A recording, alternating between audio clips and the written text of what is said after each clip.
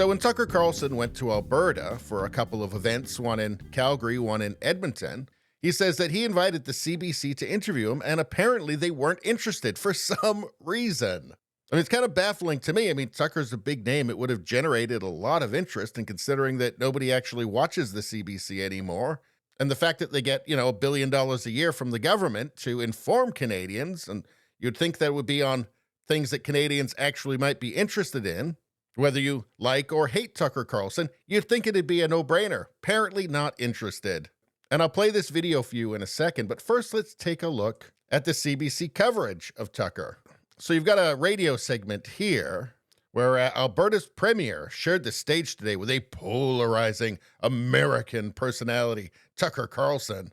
And I listened to it, so you don't have to, but there's some very serious, concerned tones about Tucker Carlson. And, just look at the picture. You know how it went. Let's see. Tucker Carlson's visit to Canada could have implications for the year ahead. Thousands of people turned out to see far-right American commentator Tucker Carlson. And now you have to remember with the CBC, anything that's remotely sane is far-right. What stands out for you about the conversation between the Premier and Tucker Carlson? I think what stands out the most for me is just how predictable it was. There was nothing new. It's the same kind of language that we have been used to listening. As you said, just very typical. Shut up, commie. We already knew what you were going to say. And by the way, you sound like you're about to start crying, for God's sake.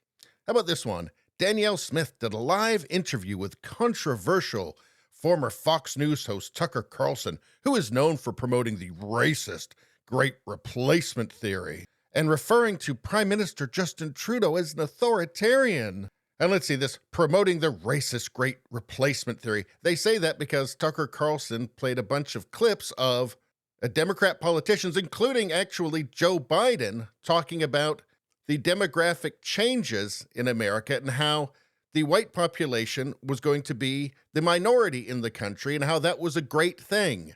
And that was something that they wanted to happen. I mean, they openly say it all the time. It's like why they hate libs of TikTok, right? Because it's just showing what they actually say and think. And they don't want anybody who's not in their bubble to see it, I guess. And it just goes on. Liberal ministers blast Alberta Premier Danielle Smith. So it's really no surprise that they didn't want to actually talk to Tucker, because they feel that their job is to set the narrative, to tell you what you should think of Tucker Carlson, and actually talking to him and giving him a fair interview. Well, there's no way they can actually profit from that. And by profit, I mean brainwash you. Let's watch what Tucker said. So excited to be here that I actually called the CBC and I said, I'm in town, which they were aware of, and I'd love to talk to you. I'd love to talk to as many Canadians as possible. And we talked to a very nice guy. I think he's new there. And he's like, sure. He's probably since been fired for hate organizing or something. And we called back, and we were speaking in Calgary earlier, and they had a CBC guy there. And I said, look, I would love to talk to the CBC. I'll answer any question you like, and I dare you to put it on TV. No.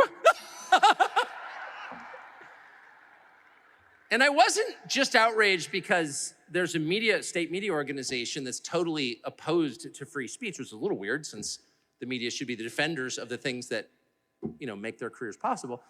So the CBC is mad at Tucker Carlson, and not just because he's right-wing, although they would hate him just because of that anyway, but also because he criticizes the CBC.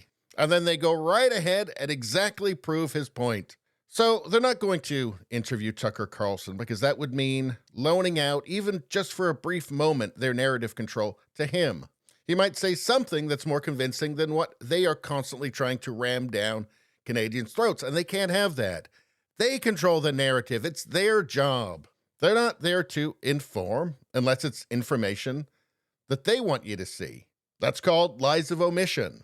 And the CBC, being far left, sees its duty as being the engineer of public opinion. And why give that up even for a second to someone whose opinions they hate? Or, maybe it's just pure pettiness. But it's certainly not serving the people who actually pay them, because Trudeau is just the corrupt middleman in all of this. The corrupt middleman frittering away Canada's wealth, and frittering it away in no small part on the CBC. Anyway, that's all I got to say about that. Please subscribe, like, and share. Sharing really helps me out. I thank you for that. I will see you next time.